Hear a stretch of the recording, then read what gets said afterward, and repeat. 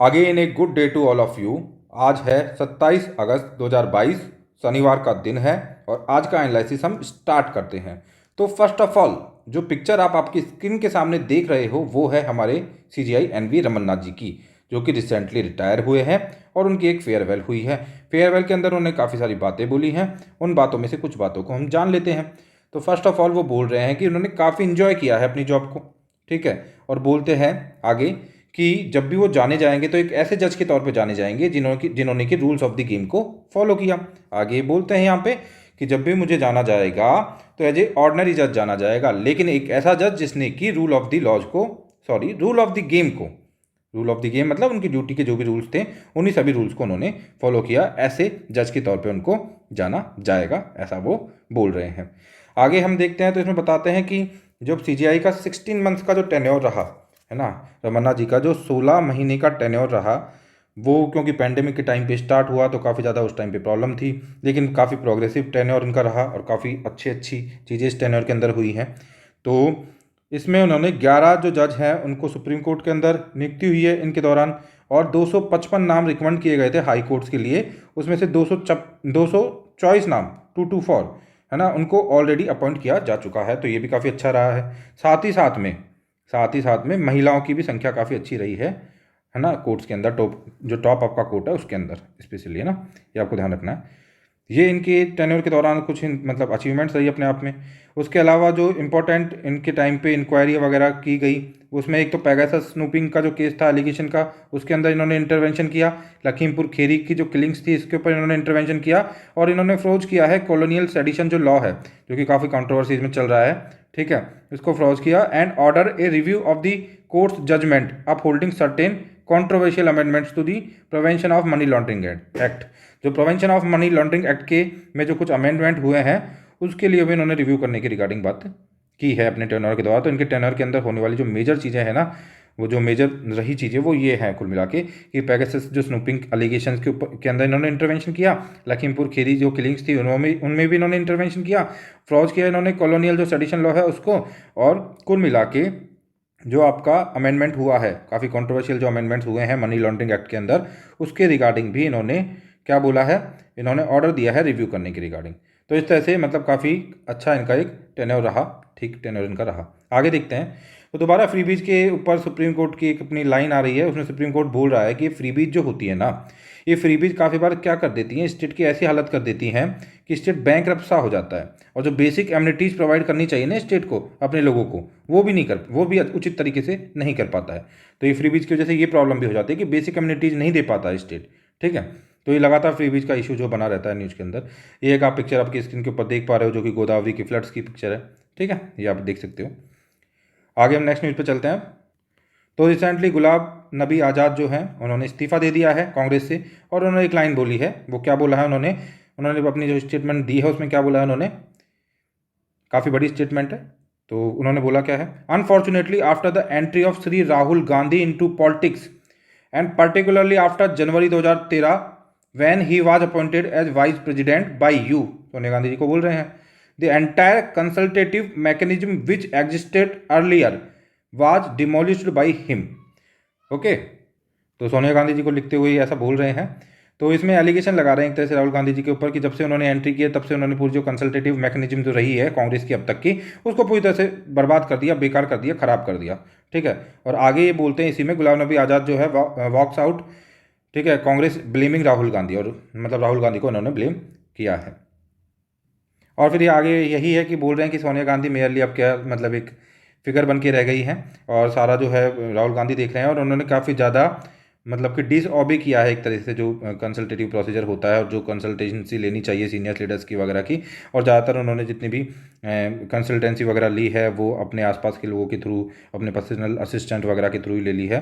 तो कुल मिला के जो पार्टी है वो काफ़ी ज़्यादा मतलब डिप में चली गई है, और इस तरीके का बोलना है गुलाम नबी आज़ाद का, और विल लॉन्च न्यू पार्टी सुन, ऐसा भी वो बोल रहे हैं। तो इस तरह से कुल मिला के ये गुलाम नबी आज़ाद के जो इस्तीफे था उनके रिगार्डिंग हमने बात कर ली है यहाँ पे ना।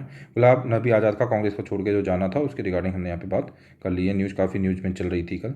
अब हम नेक्स्ट न्यूज़ के ऊपर चलते हैं। तो झारखंड के जो मतलब सीएम बनने के लिए सोरेन जो ने एक कोalition वाली मीट किया है एमएलएज के साथ 2 बार, ठीक है।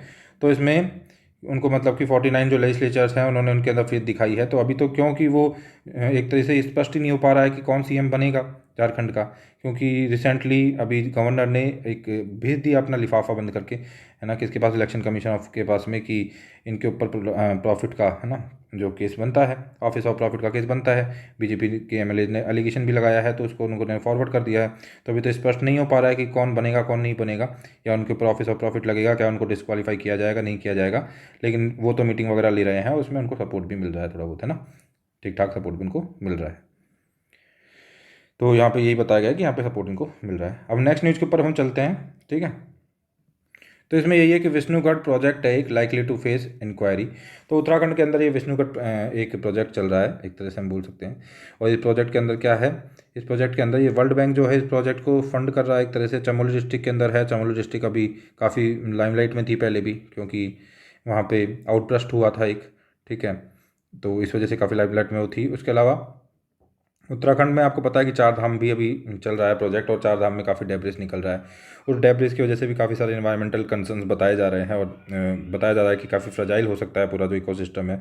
और ऐसे ही डेवलपमेंट के जो ये प्रोजेक्ट है इसके ऊपर भी काफ़ी ज़्यादा, मतलब कि इसके ऊपर भी हार्ट विलेज है एक चमोली डिस्ट्रिक्ट के अंदर। वहाँ के जो रेजिडेंट्स हैं उन्होंने उसकी प्लिया को अब जो आपका वर्ल्ड बैंक है वो थोड़ा कंसिडर कर रहा है। तो काफ़ी बड़ा 64,000 करोड़ का ये प्रोजेक्ट है, और इन्वायरमेंटल कंसर्न्स वगैरह आने की वजह से अभी इसके ऊपर विचार चल रहा है कि किस तरह से इसको हैंडल किया जाए। तो यही था। तो चमोली डिस्ट्रिक्ट और आपको 4 धाम यात्रा और इकोलॉजिकल जो डिजास्टर्स होने की संभावना हो सकती है उत्तराखंड के अंदर, उसके रिगार्डिंग कोई भी मेंस के अंदर क्वेश्चन बन सकता है। तो उसमें आप विष्णुगढ़ प्रोजेक्ट को भी मेंशन कर सकते हो, जो कि वर्ल्ड बैंक के द्वारा बनाया जा रहा है। और अब वर्ल्ड बैंक कंसिडर कर रहा है चीज़ों को कि किस तरह से इसको हैंडल किया जाए कि इस तरीके की प्रॉब्लम्स ना आए, इन्वायरमेंटल कंसर्न्स क्रिएट ना हो, लोगों को, लोकल लोगों को दिक्कत ना हो, ठीक है। अब देखते हैं लंपी स्किन डिजीज जो है वो इम्पैक्ट नहीं करेगी मिल्क के प्रोडक्शन को, अमूल ने बोला है ऐसा। तो हमारे लिए ये इंपॉर्टेंट नहीं है कि अमूल ने क्या बोला है, हमारे लिए इंपॉर्टेंट ये है कि लंपी स्किन डिजीज के बारे में हम इसी की वजह से जान लेते हैं। तो जो लंपी स्किन डिजीज है cause by infection of cattle और वाटर बफेलो, ठीक है। तो इसमें जो वायरस होता है वो pox virus lumpy skin disease virus होता है ये, ठीक है। लंपी स्किन डिजीज वायरस होता है अकॉर्डिंग टू जो एफएओ है, फूड एंड एग्रीकल्चर ऑर्गेनाइजेशन। तो आपको बताना है एफएओ कब बना है, ठीक है, इसका हेडक्वार्टर कहाँ है ये भी बताना है। तो जो फूड एंड एग्रीकल्चर ऑर्गेनाइजेशन है वो बता रहा है the mortality rate is less than 10%। तो इसमें जो मोर्टलिटी रेट है वो 10 से कम है। Lumpy skin disease was first seen as an epidemic in Zambia in 1929। तो 1929 के अंदर जाम्बिया के अंदर एपिडेमिक के तौर पे आई थी फर्स्ट ऑफ ऑल जो लंपी डिजीज स्किन जो डिजीज है वो, ठीक है। अब आपको बताना है कि पेंडेमिक, एपिडेमिक, ठीक है, एंडेमिक, इनमें क्या डिफरेंस है। तो initially it was thought to be the result of either poisoning or hypersensitivity to insect bites, ऐसा पहले स्टार्टिंग में सोचा गया था। अब देख लेते हैं इसका ट्रांसमिशन वगैरह इस डिजीज के बारे में ना। तो lumpy skin disease is a primarily spread between animals by biting insects. जो वेक्टर्स होते हैं वो बाइटिंग इंसेक्ट्स होते हैं इसके अंदर, such as mosquitoes and biting flies. Symptoms इसमें क्या होता है, it primarily consist of fever, fluid excretion from eyes and nose, dribbling of saliva from mouth and blisters on the body. तो ये सभी क्या होते हैं, ये सभी इसके सिम्टम्स होते हैं। The animal stop eating and faces problem with chewing, ठीक है, और ईटिंग। तो इन सब में दिक्कत आने लगती है एनिमल को, resulting in reduced milk production, और मिल्क प्रोडक्शन उसका कम हो जाता है। प्रिवेंशन एंड ट्रीटमेंट क्या हो सकते हैं इसके, तो सबसे पहले तो vaccination against these disease is covered under the livestock health and disease control programme of India. ये ध्यान रखना है, इसका वैक्सीनेशन उसके अंदर कवर होता है, ठीक है। They are no specific antiviral drug available for treatment of lumpy skin disease. तो इस डिजीज के ट्रीटमेंट के लिए कोई तरीके की कोई एंटीवायरल ड्रग अवेलेबल नहीं है। The only treatment available is supportive care of cattle. तो कैटल की सपोर्टिव केयर करना ही ओनली ट्रीटमेंट अवेलेबल है, ये ध्यान रखना। तो ये हमने देख लिया है लंपी स्किन डिजीज के बारे में सब कुछ, ठीक है। कहीं से भी क्वेश्चन बन सकता है, काफ़ी इंपॉर्टेंट है, तो आपको ध्यान रखना है। आगे हम देखते हैं एक एनडीटीवी की जो शेयर वगैरह लिए जा रहे हैं अडानी ग्रुप के द्वारा, उसी के रिगार्डिंग न्यूज़ है, ठीक है। अगेन ये इंपॉर्टेंट न्यूज़ नहीं है हमारे लिए, फिर भी आपको देखना हो तो पीडीएफ शेयर कर दी जाएगी, आप देख सकते हैं इसके अंदर से। इसी के लिए इसमें से जो हमारे लिए इंपॉर्टेंट हो जाता है वो सेबी का इसमें मेंशन है, तो सेबी हमारे लिए इंपॉर्टेंट हो जाता है। तो सेबी को हम जान लेते हैं। तो सेबी एक स्टैट्यूटरी बॉडी है और ये एस्टेब्लिश की गई है 12 अप्रैल 1992 को इन अकॉर्डेंस विद, किसके अकॉर्डेंस के साथ, provision of the security and exchange board of India act 1992। The basic functions of the security and exchange board of India is to protect the interest of investors in securities and to promote and regulate the securities market. तो ये इसका major काम है सेबी का। सेबी के ऊपर question आ जाता है तो यह काम आपको ध्यान रखना है सेबी का। और सेबी की जो पावर्स है वो भी ध्यान रखनी है। तो सेबी की पावर क्या है? ये क्वासी जुडिशियल है, ये क्वासी एग्जीक्यूटिव है, ये क्वासी लेजिस्लेटिव है। ठीक है, तो ये quasi judicial, quasi executive, quasi legislative सभी पावर्स है इसके पास। क्वासी जुडिशियल के अंदर कौन से पावर हैं? Power to give judgments on unethical और फ्रॉडुलेंट एक्टिविटीज। ठीक है। क्वासी एग्जीक्यूटिव के अंदर इनके पास कौन सी पावर है? Power to implement regulations and take legal action against violators. और क्वासी लेजिस्लेटिव के अंदर क्या है? Framing the rules regulations to protect the interest of the investors. तो ये किसके अंदर आएगा? क्वासी लेजिस्लेटिव के अंदर। तो इस तरह से ये इसकी पावर है सेबी के। अब नेक्स्ट न्यूज़ को हम देख लेते हैं। जयशंकर जो है हमारे विदेश मंत्री, उन्होंने अभी टॉक्स की हैं अर्जेंटीना के प्रेसिडेंट के साथ। तो हमारे जो एक्सटर्नल अफेयर्स मिनिस्टर है एस जयशंकर, ठीक है, तो हमारे जो एक्सटर्नल अफेयर मिनिस्टर्स हैं एस जयशंकर, उन्होंने अर्जेंटीना प्रेसिडेंट जो अल्बर्टो तो फर्नांडीज हैं उनके साथ डिस्कस किया है काफ़ी सारे measures making the trade more sustainable and ambitious as well as potential for bilateral corporation. ठीक है, तो इसके लिए रिगार्डिंग तो हमारे लिए इंपॉर्टेंट यहाँ पे क्या हो जाता है, अर्जेंटीना की लोकेशन वगैरह देख लेते हैं कि अर्जेंटीना कहाँ पे है। तो देखो ये रहा अर्जेंटीना, साउथ अमेरिका के अंदर ये अर्जेंटीना रहा। इसके अलावा और कुछ देखना चाहे तो ये ध्यान रखना है आपको। देखो ये साउथ अमेरिका है, साउथ अमेरिका के अंदर ये चिले है, ये अर्जेंटीना है। आपको बताना है ABC। ठीक है, तो अर्जेंटीना, ठीक है, ABC कंट्रीज़ हैं जो कि किसी चीज़ के लिए फेमस हैं। क्यों फेमस हैं? जिसमें एक अर्जेंटीना है, ठीक है, B से बोलीविया आ जाएगा और C से क्या आएगा ये आपको बताना है, और ये क्यों फेमस है। साथ में लोकेशन को आपको अच्छे से देख लेना है। नीचे वाले जो ये मैदान है इनको पंपास बोला जाता है, ये आपको देख लेना है। सैंटियागो जो है इसका चिले के अंदर है, ये आपको देख लेना है। ये पूरा जो है, ठीक है, ये है आपको पूरा अच्छे से याद रखना है। और यहाँ पे फॉकलैंड आइलैंड है जो कि UK का है, इसको भी आपको देखना है। तो मैप, इसको भी आपको देखना है। तो मैप के अंदर ये सब चीज़ आपको देखनी है। और ये भी देखना है कि कौन सी कंट्री जो साउथ अमेरिका के अंदर है वो लैंडलॉक कंट्रीज हैं। ठीक है, ये भी आप देख लेना। अब हम आगे चलते हैं, फिर नेक्स्ट जो मैप है हमारा तंजानिया का हम देखेंगे।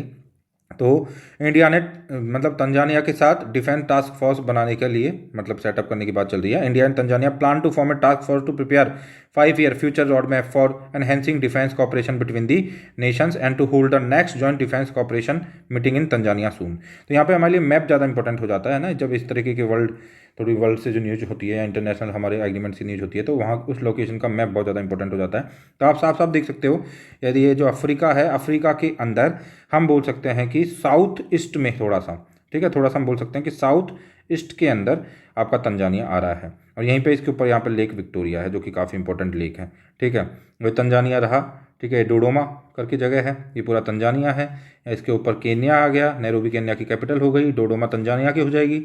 उसके बाद है जो कंपाला हो जाएगी यहाँ पे ऊपर जो है, ये युगांडा आ गया ऊपर, यहाँ पे किगाली आ गया, यहाँ पे बरूंडी आ गया। तो किगाली, बुरुंडी सब इंपॉर्टेंट ध्यान रखना है इनको ना। किगाली रवांडा, मतलब रवांडा का कैपिटल किगाली, और बुरुंडी केन्या का नैरोबी। नैरोबी में किसका हेडक्वार्टर है? UNEP का हेडक्वार्टर है, ये आपको ध्यान रखना है, यूनाइटेड नेशंस एनवायरनमेंट प्रोग्राम। ठीक है, उसके बाद ये देखो लेक के बारे में आपको ध्यान रखना है। ये सब कुछ हमने देख लिया है। नीचे Mozambique, Zambia, all that, Malawi, है ना, तो ये सब हमने देख लिया। अब नेक्स्ट न्यूज़ के ऊपर चलते हैं। तो ये ज़्यादा इंपॉर्टेंट हमारे काम की चीज़ नहीं है कि चाइना और रशिया जो है ताइवान बोल रहा है, ताइवान के जो प्रेसिडेंट है वो बोल रहे हैं कि एक तरीके से मतलब कि थ्रेट है एक तरीके से चाइना और रशिया जो वर्ल्ड ऑर्डर के लिए, क्योंकि चाइना अपने हेजमनी अलग से शो कर रहा है। चाइना इतना हेजमनिक होता जा रहा है और इस चाइना सी के अंदर अपनी साउथ चाइना सी के अंदर अपनी हेजमनी प्रूफ दिखा रहा है ना, और सब चीज़ें कर रहा है। वहीं पे रशिया जो है वो यूक्रेन के साथ वॉर में इन्वॉल्व है।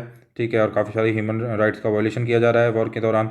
तो बता रहे हैं ताइवान वाले कि दोनों ही जो वर्ल्ड ऑर्डर है ना उसके लिए घातक है, घातक। ओके, तो इस वजह से ये बताया जा रहा है चाइना और रशिया के रिगार्डिंग, ताइवान प्रेसिडेंट ऐसा बोल रहे हैं। अब हम नेक्स्ट न्यूज़ के ऊपर चल रहे हैं। तो अब CGI हमारे रिटायर हो चुके हैं, नए CGI हम अब हमारे आ गए हैं, आने वाले हैं। ये जो UU ललित जी हैं वो हमारे नए CGI रहने वाले हैं। तो इन्होंने कुछ प्रॉमिस किया है, at least 1 constitutional bench will function all year, ऐसा बोल रहे हैं जस्टिस ललित जी। तो CGI designated promises clarity transparency in listing of cases. तो हमारे जो नए CGI है वो बोल रहे हैं, इन्होंने साफ साफ बोला ये 49th हमारे चीफ जस्टिस रहेंगे। पहली बात तो आपको ध्यान रखना है। और 27 मतलब आज का ही दिन है, इस दिन आज ये ओथ ले लेंगे। ठीक है, और supreme court will strive to have at least 1 constitution, बोल रहे हैं कि कम से कम एक कॉन्स्टिट्यूशनल की जो बेंच है वो फंक्शनिंग करती रहे थ्रू आउट द ईयर। इस चीज़ को हम इंश्योर करने की कोशिश करेंगे, ये UU ललित जी बोल रहे हैं। ठीक है, आगे बोलते हैं कि हम एक ऐसे मैकेनिज्म बनाएंगे जिसमें बिल्कुल स्पष्ट हो कि किस तरह से मतलब एक ऑर्डर में रखना है। UU Lalit said a clear cut mechanism would be in place to allow lawyers to mention urgent matters which includes bail petition before respective bench for early listening. तो अभी क्या होता है कि भीड़ लगी रहती है सुबह सुबह सुप्रीम कोर्ट में लॉयर्स की, वो बोलते हैं वो अपनी इंपॉर्टेंस प्रूव करने में लगे रहते हैं। देखो लिखा हुआ है morning in the supreme court और with all morning in the supreme court are witness to crowds of the lawyer trying to convince judges to put up their cases for hearing. Often many of these cases requires urgent attention as they concern the right of personal liberty or property of common citizens। तो इस तरीके का concern होता है तो काफ़ी ज़्यादा important होते हैं, लेकिन सुबह सुबह भीड़ लगी रहती है, बहुत दिक्कत आती है पूरा सॉर्ट आउट करने के अंदर। ठीक है, तो इसके लिए हम एक क्लियर कट सी मैकेनिज्म बनाएंगे, ये भी बोल रहे हैं CGI जो आने वाले हैं UU ललित, जो कि आज शपथ लेंगे। ठीक है, और बोल रहे हैं कि एक कॉन्स्टिट्यूशनल जो बेंच है, एक कॉन्स्टिट्यूशन बेंच जो है, ठीक है, कॉन्स्टिट्यूशन बेंच एक through out the year function करेगी। इस चीज़ को हम इंश्योर करने की कोशिश, इस चीज़ को हम सुनिश्चित करने की कोशिश करेंगे। ठीक है, अब अगली जो न्यूज़ हमारी है वो है rupee to stay under pressure despite RBI support. तो ये रिपोर्ट है एक तरह से, किसकी रिपोर्ट है ये, सोसाइटी जनरल की है ना रिपोर्ट है। तो यहाँ पे ये रिपोर्ट में क्या बोलना चाह रहे हैं कि RBI काफ़ी इंटरवेंशन कर रहा है और रुपीज़ को स्ट्रॉन्ग करने की कोशिश कर रहा है, रुपीज़ जो फॉल हो रहा है उसको, बट स्टिल जो ग्लोबल सिचुएशन बनी हुई है, स्लो डाउन बना हुआ है, उस वजह से RBI के जो फंक्शंस है वो इतने अच्छे से काम नहीं कर पाएंगे, है ना, और रुपीज़ जो है मतलब कि ज़्यादा स्ट्रॉन्ग नहीं हो पाएगा। कुल मिला के ये बोलना चाह रहे हैं इस तरह से कुछ, है ना। तो रुपीज़ जो भी अभी चल रहा है 80 के आसपास चल रहा है ना, और काफ़ी ज़्यादा 80.06 तक पहुंच चुका था, और ये सारी बातें इसके अंदर बताई जा रही है ना, तो ये देख लेना आप लोग। अब हम चलते हैं आज के एडिटोरियल्स के ऊपर। तो दो एडिटोरियल आज एक हमारे पास है, एक तो अफस्पा से रिगार्डिंग है, ठीक है, एक तो अफस्पा के रिगार्डिंग एडिटोरियल है, और दूसरा जो हमारे पास एडिटोरियल है वो हम देख लेंगे। ठीक है, अब देखते हैं पहले इसके बारे में। तो a draconian law that needs to disappear. ठीक है, तो ये ड्रैकोनियन लॉ है जिसको डिसअपेयर करना जरूरी है, इस तरीके की बातें चल रही हैं, राइटर ऐसे लिख रहे हैं। तो इसका कहाँ रूट्स है, अफस्पा जो लॉ है उसके रूट्स कहाँ से निकल रहे हैं, तो इसका जो जेनेसिस है वो स्टार्टिंग में 1942 के अंदर ऑर्डिनेंस आया था, ठीक है ना, armed force special power ordinance 1942 में ब्रिटिशर्स लेके आए थे। क्यों लेके आए थे, क्यों लाए थे लोग, to subjugate the rebels in country during the quit India movement. Quit India movement के दौरान जो रिबेल चल रहा था देश के अंदर, उसको ख़त्म करने के लिए, उसको सब्जुगेट करने के लिए स्टार्टिंग में ये ऑर्डिनेंस 1942 में आया था, ये बताया जा रहा है। और particularly in Assam and Bengal in October 1942, और पर्टिकुलरली असम और बंगाल के लिए 1942 में। ठीक है, बाद में क्या हुआ, the law continue to be in force in its new form. ठीक है, तो ये न्यू फॉर्मेट के अंदर ये है ना लॉ कंटिन्यू किया गया, जिसे armed force special power act 1958 बोलते हैं। ठीक है, वहाँ से ये चालू हुआ। तो इसमें कोई डाउट वाली बात नहीं है कि 1950 का जो टाइम था, ठीक है, उस टाइम पे इस लॉ की काफ़ी रिक्वायरमेंट थी, क्योंकि नागा इंसर्जेंसीज वगैरह काफ़ी ज़्यादा लार्ज स्केल पे थी, और काफ़ी सारे इंडियन आर्मी के जो सोल्जर्स थे, सेंटर एंड स्टेट की जो स्टेट पार्लियामेंट्री जो पैरामिलिट्री जो पर्सनल्स थे वो आइदर किल्ड और इंजर्ड इन एम्बुसेज। तो मतलब काफ़ी ज़्यादा उनको दिक्कत हो रही थी, तो इस वजह से meticulously planned and launch by insurgents, क्योंकि मेटिकुलसली प्लानिंग की जाती थी और फिर इनके ऊपर हमले किए जाते थे, सिक्योरिटी फोर्सेज को बहुत दिक्कत आ रही थी। तो 1950s के अंदर काफ़ी ज़्यादा ये रिलेवेंट था, नो डाउट, इसको लेके आना है ना, कि उस टाइम काफ़ी रिलेवेंट था, क्योंकि काफ़ी दिक्कत थी उस टाइम पे। ठीक है, बाद में आगे बोलते हैं ऑथर जो है वो, while AFSPA gives sweeping power to the security forces to shoot and kill anyone on suspicion and even search or arrest any person without warrant. तो अफस्पा के अंदर ऐसा होता है कि किसी भी इंसान को मारा जा सकता है, शूट किया जा सकता है केवल शक के बिहाफ पे, और साथ में बिना वारंट के उसको अरेस्ट किया जा सकता है। ठीक है, नो प्रोसिक्यूशन, तो जो इंसान ऐसा करेगा, जो भी मतलब सिक्योरिटी पर्सनल ऐसा करेगा, उसके खिलाफ किसी तरीके का कोई प्रोसिक्यूशन नहीं चलेगा। ठीक है, इस तरीके की चीज़ों के लिए यदि सेंट्रल गवर्नमेंट बोलती है प्रायर मतलब कि सैंक्शन देती है तो ऐसा होगा, अदरवाइज नहीं चलेगा उनके ऊपर कोई प्रोसिक्यूशन। ऐसा ही है अफस्पा जो लॉ है पूरा वो। ठीक है, इसमें कोर्ट का स्टैंड क्या है, तो कोर्ट अभी कुछ मतलब कि रिसेंटली कोई कोर्ट का जो इसके अंदर स्टैंड है वो देख लेते हैं हम ना, जस्ट ए मिनट। तो इसमें फर्स्ट ऑफ ऑल हम ये देखते हैं कि विक्टिम फैमिलीज एसोसिएशन मणिपुर का एक है ना, EEVFAM, उन्होंने अप्रोच किया है टॉप कोर्ट को अभी 2012 के अंदर, इन 2012 और 1528 केसेज बताए हैं जिनमें कि फेक एनकाउंटर की बात उन्होंने बोली, और बोला है कि CBI से इसकी इन्वेस्टिगेशन आप करवाइए।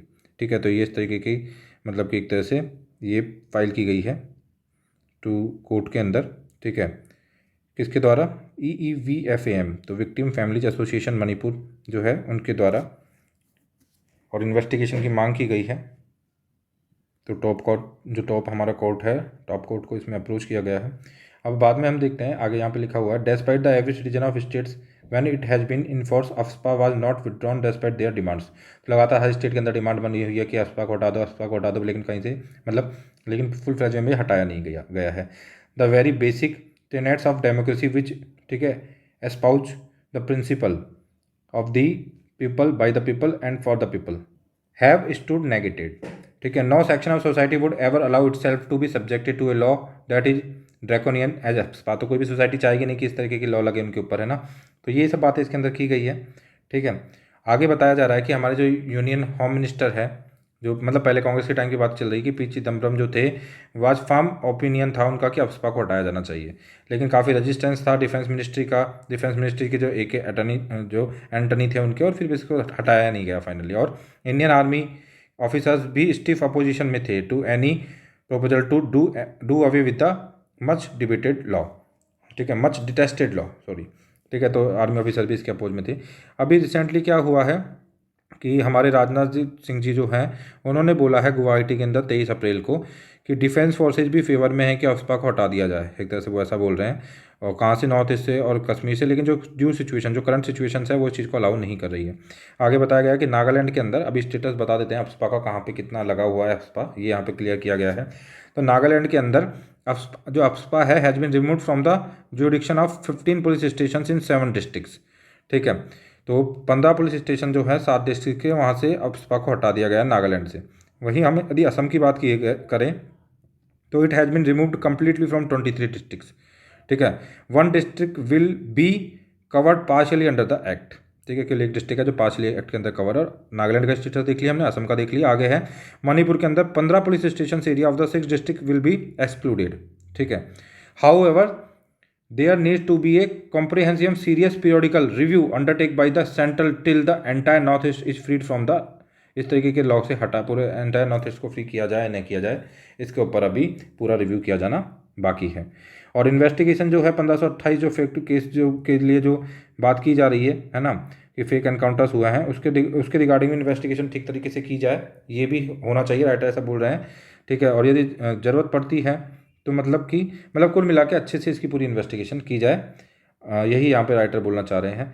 और साथ में आगे राइटर बोलते हैं कि यदि कोई सिपाही जो है, सिपाही की यूनिफॉर्म पहन के और यदि अननेसेसरी किसी को भी मारता है ना, विदाउट एनी, मतलब कि उसके ऊपर कोई क्राइम, उसके ऊपर कोई आरोप हुए बिना, तो इसको माफ़ नहीं किया जाएगा। इसका साफ सुथरा मैसेज एक जाना चाहिए अब, ठीक है। इस तरह से राइटर बोल रहे हैं।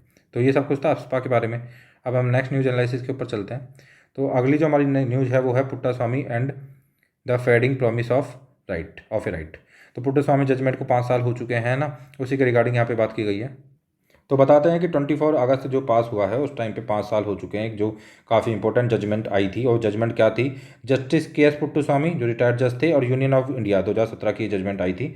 The judgment delivered on the date of formally recognize the right to privacy as being a fundamental right stemming from the right to life and personal liberty, जहाँ से कि वो निकल रहा है और ये फंडामेंटल राइट होगा, इस तरीके की बात हो गई थी, guaranteed under article 21 of the Indian constitution. तो इस तरह से ये 5 साल पहले ये वर्डिक्ट आ गया था, एक तरह से हम ऐसे बोल सकते हैं। क्रूशियल केस था काफ़ी ज़्यादा ही, ठीक है। लेकिन राइटर बताना चाह रहे हैं कि जितना क्रूशियल केस था और जिस तरह से फिर फर्दर इसको इम्प्लीमेंट करने की रिक्वायरमेंट थी, जितना टाइटली है ना, वो हो नहीं पाया है कुल मिला के, ठीक है। Personal data for a price, तो यहाँ पे बोलना चाह रहे हैं कि mean while the ground reality जो है सिटीजन्स की वो ठीक नहीं है। डाटा सिक्योरिटी ब्रीच होते रहते हैं विद रिजल्ट, जो कि जिसका कि रिजल्ट होता है loss and theft of the personal sensitive data, ठीक है। तो ये सब जो पर्सनल और सेंसिटिव डाटा है वो हमारा लॉस्ट होता रहता है और उसकी फ्रीक्वेंसी भी काफ़ी है, ठीक है। और काफ़ी बार इससे भी ज़्यादा बुरी चीज़ तो क्या हो जाती है कि कोई भी बिजनेस या कोई भी इंसान एक तरह से मतलब कि ये डाटाज को खरीद फरोख भी कर पा रहा है ना। और India is still a position where for a slight bargain they can procure the personal information of a for a vast majority of the people. तो ये भी बहुत गंदी कंडीशन है, मतलब बार्गेनिंग करके पैसा देके बहुत सारे लोगों की इन्फॉर्मेशन भी ली जा रही है, इतनी भी कंडीशन है, जबकि 5 साल उस जजमेंट को आए हुए हो चुके हैं, ठीक है। तो ये काफ़ी गलत है। Data concerning the scale and nature described here is used most often by some legitimate advertisement agencies, काफ़ी लेजिटिमेट एडवर्टाइजमेंट एजेंसीज भी ऐसा करती हैं, ठीक है। अनस्क्रूपुलस जो टेली मार्केटिंग फर्म्स है, ठीक है, वो भी ऐसा करती हैं, साइबर क्रिमिनल्स वगैरह तो करती हैं, लेकिन लेजिटिमेट एडवर्टाइजिंग कंपनीज जो है एजेंसीज है वो भी ऐसा कर रही हैं ना। तो ये काफ़ी बेकार गलत सिचुएशन है, ठीक है।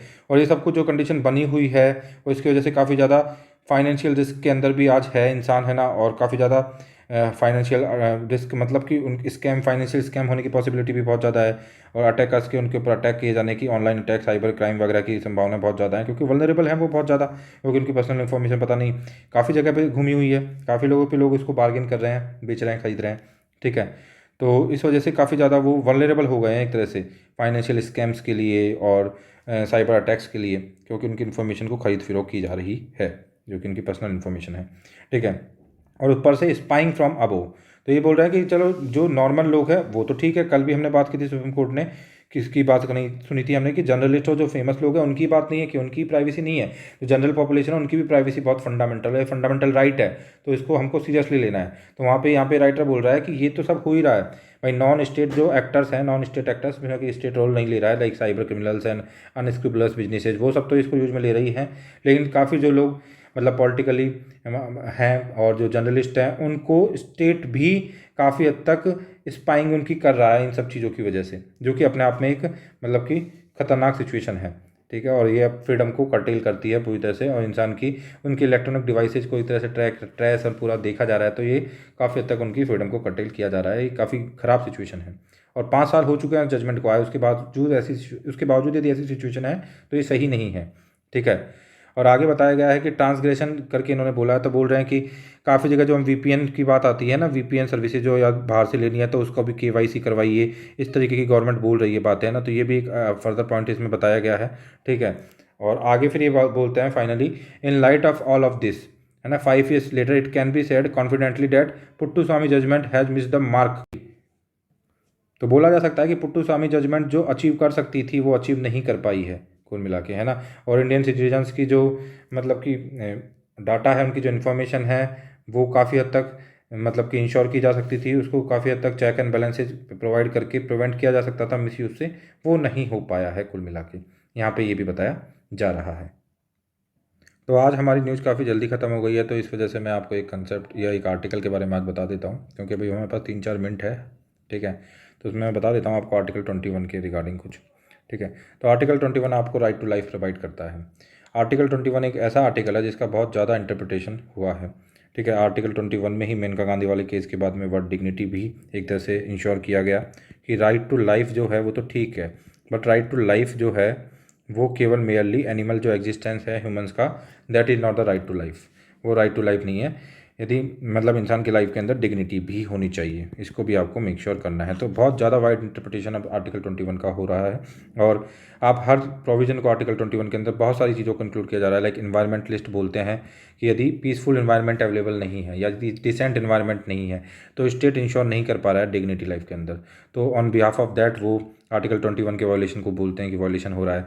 इस तरह से मान लो किसी इंसान को फूड नहीं मिल पा रहा है, यदि फूड नहीं मिल पा रहा है तो उसको भूख लग रही है तो उसकी लाइफ में डिग्निटी कहाँ से आएगी फिर, तो उसमें भी आर्टिकल 21 को बोला जाता है कि right to life with dignity होनी चाहिए ना, तो लाइफ में डिग्निटी तो है ही नहीं, स्टेट तो इंश्योर कर ही नहीं पा रहा है, फंडामेंटल जो राइट है वो तो स्टेट की जिम्मेदारी है।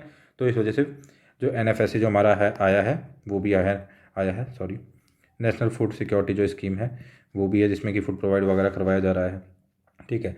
इसी तरीके से मतलब कि wide wide range of this की मतलब कि इंटरप्रिटेशंस हैं, और जिसमें कि डिग्निटी जो वर्ड के थ्रू जो राइट टू लाइफ है उसको डिग्निटी के साथ जोड़ के देखा जाता है। इसी के से रिलेटेड है जैनों के अंदर जो प्रथा थी संथारा, ठीक है, उसको भी इसके प्रव्यू में लाके काफ़ी बार कोशिश की गई थी कि उसको भी एक्चुअली में मतलब कि हालांकि वो थोड़ा सा अलग है। यदि हम इथोनेशिया की बात करें, है ना, इथोनेशिया की हम बात करते हैं तो हमारे इंडिया के अंदर इथोनेशिया का स्टेटस क्या है कि हमारे यहाँ पे पैसिव इथोनेशिया अलाउड है, एक्टिव इथोनेशिया अलाउड हमारे यहाँ पे नहीं है। तो इथोनेशिया को भी आर्टिकल 21 से अटैच किया गया। किस तरह से अटैच किया गया? देखो, इथोनेशिया वो प्रोसेस होता है जिसमें कि आपको यदि आपकी कंडीशन ठीक नहीं है, मेडिकली आप मतलब फिट नहीं हो, और मतलब आपकी बहुत ही डिप्लोरेबल बहुत ही ख़राब सिचुएशन है और आपकी रिकवरी की पॉसिबिलिटी नहीं है, तो आपको या तो एक्टिव इथोनेशिया के अंदर तो आपको क्या किया जाता है कि बाहर से इंजेक्ट करके मतलब जहर दे के आपको इंजेक्शन लगा के मार दिया जाता है, और पैसिव इथोनेशिया के अंदर आपका जो लाइफ सपोर्टिव सिस्टम के ऊपर आप हो उसको हटा के आपको किल कर दिया जाता है।